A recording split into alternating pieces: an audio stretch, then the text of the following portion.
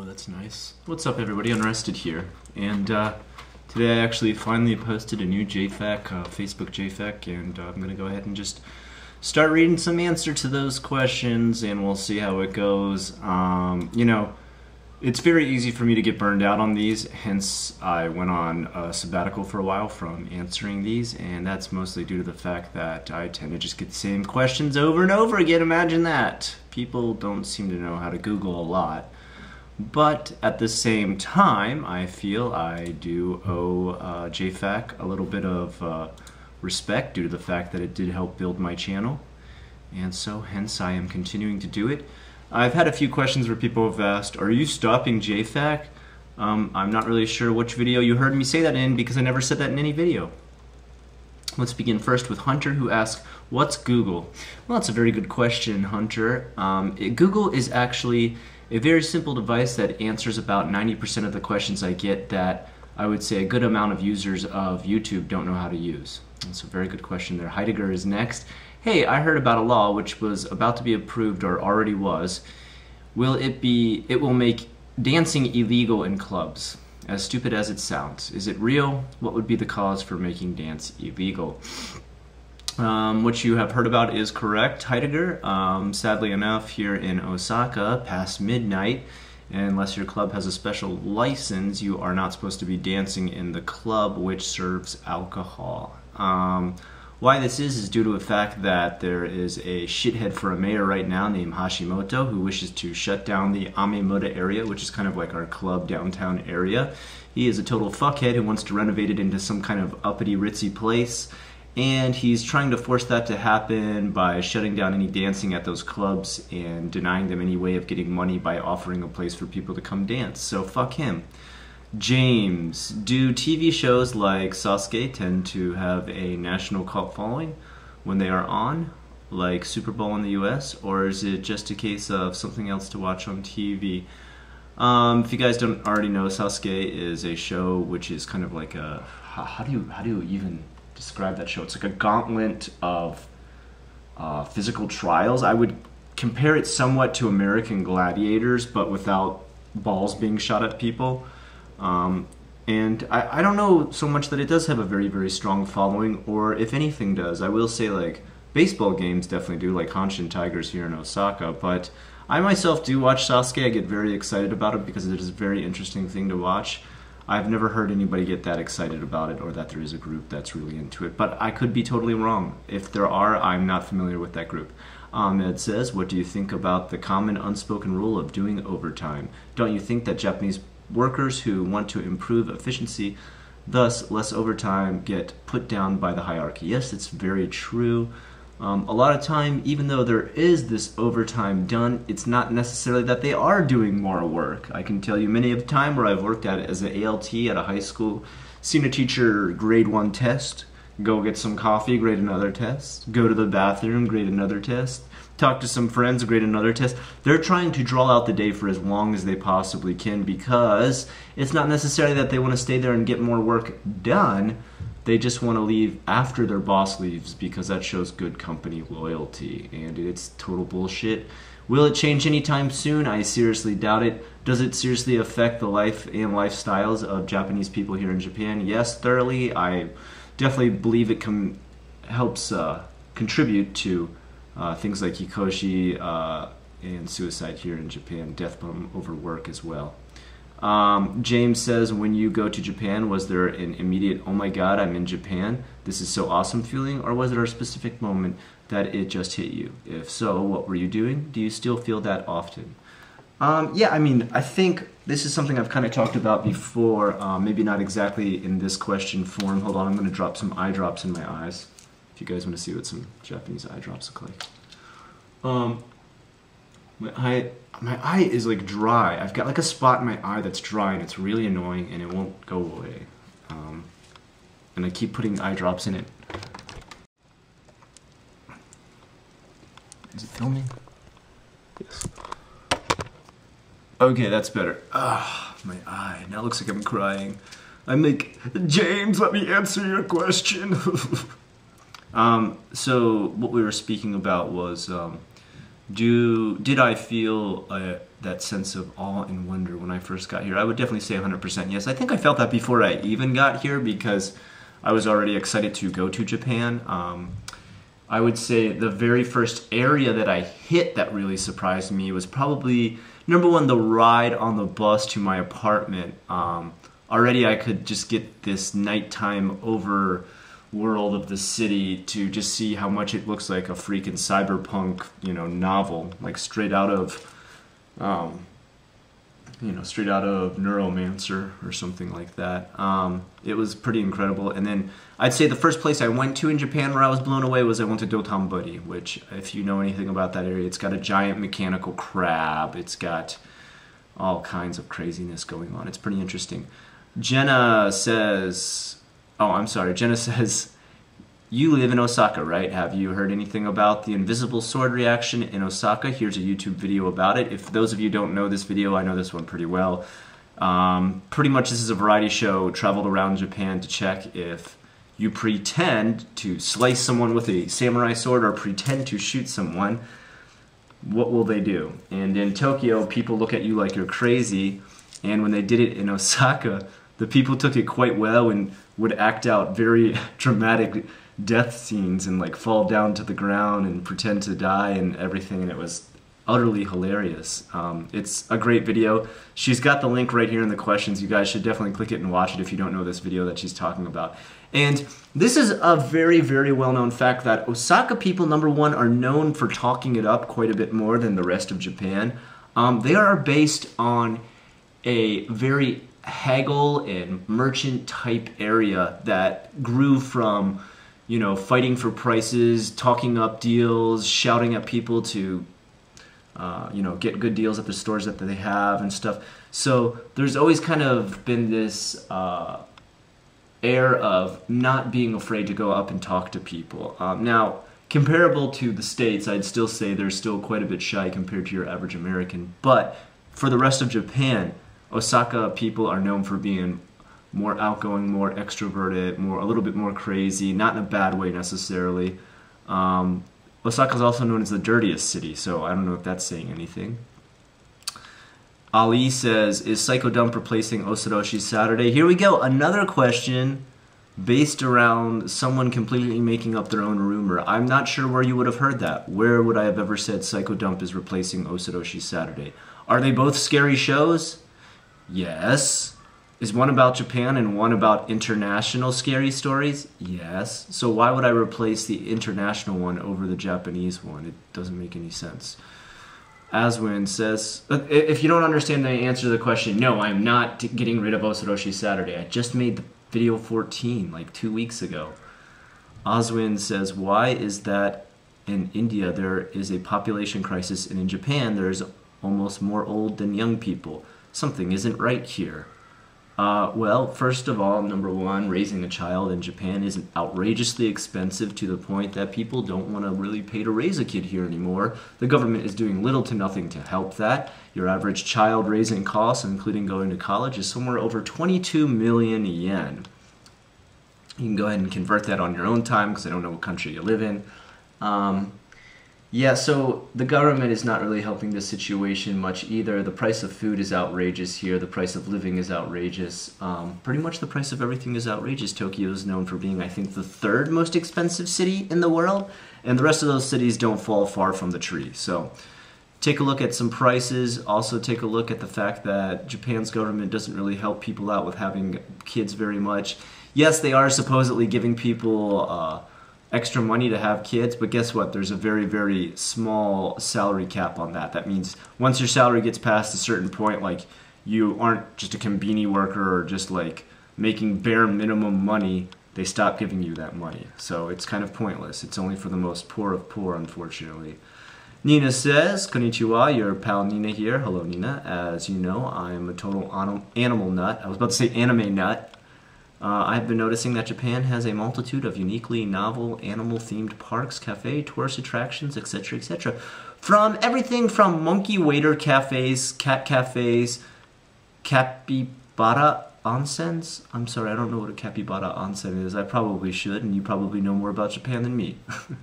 No, seriously, she probably knows something I don't know about Japan. It happens all the time when I read these questions. To Bunny Rabbit Island, yeah, and more. I would love to someday come to Japan and tour all of these animal-themed activities over visiting shrines. This would be even more interesting to me than the typical tourist draws. It would be so cool if you wrote a book or made a video series based on these animal-themed attractions. Is this something you would enjoy doing? Yeah, I would definitely like to do that. I don't really have the time these days to travel out to all these different places, unfortunately. What places have I been to? Well, you know, a cat cafe, there's one thing you've got to understand about a cat cafe. A cafe is a place with food and drink. Cats are filled with hair and need litter boxes. I'm never really going to want to be in a place that combines those two things. Not that I hate cats and not that I hate food or drink. I just don't like my food or drink mixed with cats. Let's put it that way. Nothing wrong with people who want to do that. You know, you want to go ahead and, you know, have a cat walk across to your table after you just scraped up some litter box shit. Have at it. That's cool. Whatever. To each their own. I have been to the monkey park, the monkey mountain, which is called... it's like Storm Mountain, right? I think. So, what is it called? Storm Mountain? It's not called Saruyama because that's Monkey Mountain. That doesn't make any sense. Ashiyama? That makes sense. Anyway, I went there. That was okay, but at the same time, like, first of all, you can't bring your own food to feed them because if you try to even carry food in your backpack, they will literally like attack you. Like they'll start hunting you down as you walk to the top of the mountain. They'll start swinging from trees to trees and literally like come jump on your back and rip it out of your pack. So they already warn you way ahead of time, like, look, if you're gonna do that, you're taking a huge risk. Just don't even do it. Come up to the top, buy the food where all the monkeys live, and then you can feed them by hand. And even then, they kind of stay behind a fence and they grab it from you. And you just get this feeling the whole time you feed them that they're like, okay, the second you run out of that food, my kid's going nuts. The second you run out of that food, if you decide to fall over and die, we're going to start eating your body. So, I don't know. That's how I feel about this stuff. Maybe I'm too sensitive to all this. Maybe all the animals are like, Scott, we love you, and I'm just an asshole. And it could be the truth. I don't know. Anyway, you know, if I ever get a chance to visit more of those, I'll make videos on them. And I got to go take care of my kid real quick, so I'll be right back. Ryan says, do you recommend any English sites that go into the best ways to get into the Japanese job market? English sites that talk about getting into the Japanese job market. Why would those sites be in English? No, there's not. I mean, there's no sites that will get you into a Japanese job. I mean, if they are, then they need you to speak total English anyway, and it really isn't a Japanese job in that case. It's a job in Japan. Alright, James says, ha ha ha, Sunni, that made my day. First Japanese joke I've ever gotten. I don't know what this guy's talking about. Phyllis says, when are you going to return a phone call from Skype? Phyllis, you're my cousin, and this is JFAQ. I wish you wouldn't post stuff on here. That's not cool. Nina says, do you celebrate Thanksgiving with your kids to give them a taste of American culture? Do you ever miss Thanksgiving at all since your assimilation to J culture? Now we don't do Thanksgiving. There's just not a point. Like I really feel bad for other countries who come here to be English teachers and they're like, you need to teach our kids about Thanksgiving. And they say that to like a person from the UK or Australia and they're like, I don't fucking know about Thanksgiving. And they're like, you speak English, you must practice Thanksgiving. And they're like, you fucking retard, learn the history of Thanksgiving. And I'm not yelling at Nina here. Nina makes a very good point. It's a good question because I am from America and she knows that. But I'm saying from the point of an English person working at a Japanese school and the Japanese people insist that they teach the kids about their holiday of Thanksgiving when it really is only an American holiday. Even to ask a Canadian person to teach about Thanksgiving is retarded. So maybe that's made me very cynical towards the act of Thanksgiving, and due to the fact that, you know, we give thanks in other ways. Emily Hook says, how do I become a doctor in Japan? Well, it takes a series of special handshakes and passwords that you need to say to immigration. Go ahead and PM me for all those, and I'll set up a series of different passwords and handshakes that I'll teach you via online. It'll have to be like a Skype call. Brandon says, okay, scenario, you're walking around Amemura, all of a sudden a photographer scouts you to be in their magazine for that month about a haunted bathhouse. A haunted bathhouse? I like where this story's going. They will shoot the pictures on location at the bathhouse. At that exact same time, a movie recruiter comes by begging you to be in their horror film as a zombie. Both opportunities fall on the same day. You can only pick one. Which do you choose and why? This is a great question. I love this, man. This is like such an insane scenario. Okay, so I get to be a zombie in one, or I get to be in a haunted bathhouse. Okay, here's my question. Do I get to be naked in the haunted bathhouse? Because that's fucking hilarious, and I'm definitely gonna do that if I'm gonna be naked in a magazine. I'm all about fucking display everything, man. As a zombie, I feel like no matter what, I'm probably gonna be a minor character with no roles. So, yeah, fucking expose myself to Japanese culture that way, why not? You wanna stare at the tattoos? Why don't you stare at the whole package, ladies and gentlemen? Emma says, so I heard the Fukushima incident affects the fishes, etc. in the ocean. The whole ocean everywhere?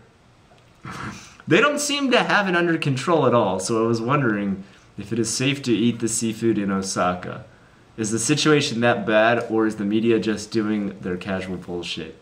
Well, you know, I'm still eating fish from Osaka every day. I feel pretty good. If years later I have an extra arm, or possibly I become a humanoid fish, then I'll tell you it was bad. So maybe this is something we just have to give time. Phyllis, why are you still posting questions in here? Alright, this is actually about Japan. Okay, Phyllis, I will answer this. Phyllis is my cousin. And since you've decided to post on my JFAQ, I'm telling everyone you're my cousin. We have white squirrels in Brevard, North Carolina, and here in Haywood County. Rumor has it that only other place in the world with white squirrels is Japan. Do you know anything about this? I do not know anything about this, and I've never heard that before. And Phyllis, you have taught me something about the country I've lived in for 7 years. If that is true, I don't know where those white squirrels are. If someone wants to post in the comments anything about that, let me know. Pat McGavin, hey Unrested, can I get a job in Japan? If I have no education, no skills, and no motivation to learn Japanese, yeah, you could still work at an Eikaiwa. That's a very good question. By the way, afterwards he said, trollolololololo, so I know he's just joking with me. But I'm not joking with him, he could still work at an Eikaiwa. Sorry to all you people who work at an Eikaiwa job, but it's true. Take a look at that cubicle next to you. That guy has no skills, no motivation, and no education.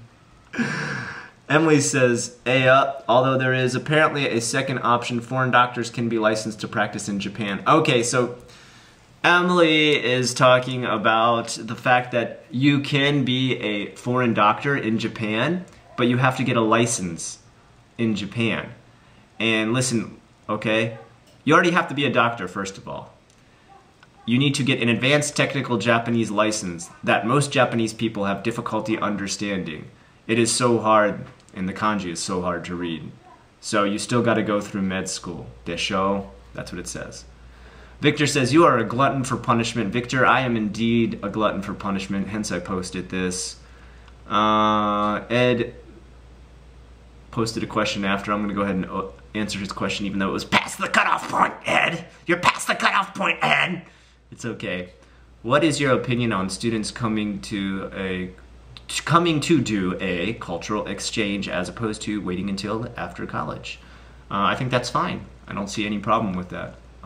If anything else, it would definitely prep you way ahead of time.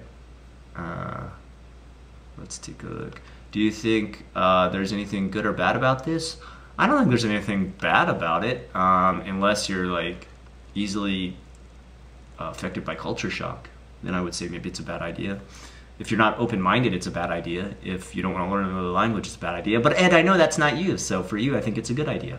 Corey says, my question is, why no collab yet with Indiana Ghost Hunters Brosive? LOL, we can master something together. I'm waiting for your response back to the email I sent. And Jerry says, why you do this to me, Unrested? I'm sorry, Jerry, what did I do? Jerry, you okay? Okay, Jerry, you hang tough. Hey guys, that's it for this JFAQ. I hope I answered everybody's questions in a somewhat okay manner, but I really don't care if I didn't. Until next time, I am Unrested, and hey guys, no show is going away. I'm not getting rid of anything. The only thing I did get rid of was J-News, because J-News was kind of turning into JFAQ anyway. It was just turning into questions about news in Japan, which I was like, well, that's still a Japanese question, and it's frequently asked, and so why am I making a whole different segment for that? Maybe sometimes I'll go back to making one segment completely J-News, but people didn't really follow the rules for that either. Like, I still got fucking stupid questions like, how do I apply for a visa? Yeah, because that's J-News. Everybody should know, and it should be reported that you're applying for a visa. So that was kind of my only frustration with starting a new series. I got rid of J-News. And I changed one. Oh, Nihon Vid got changed to Best of Unrested. Because I'm starting to reach a point where I'm getting people watching my videos who aren't just interested about Japan. They want to know who I am, and they want to know my likes and dislikes, a little bit about my personal life. And I am going to get more personal, as you guys will start to find, and as my kids start to get older and more mature, I'll become more personal with my own life. You know, for a while there, obviously I was protecting them because they were not at an age in which they could choose to do anything because they didn't really have decision-making capabilities. I mean, literally too young. You know, I'm always going to stay connected to you as the fan. You guys built this channel on JFAQ. We built this channel on JFAQ. No, Scott, stop it right there. No. You know what? I'm going to have to end the video now. That was too bad.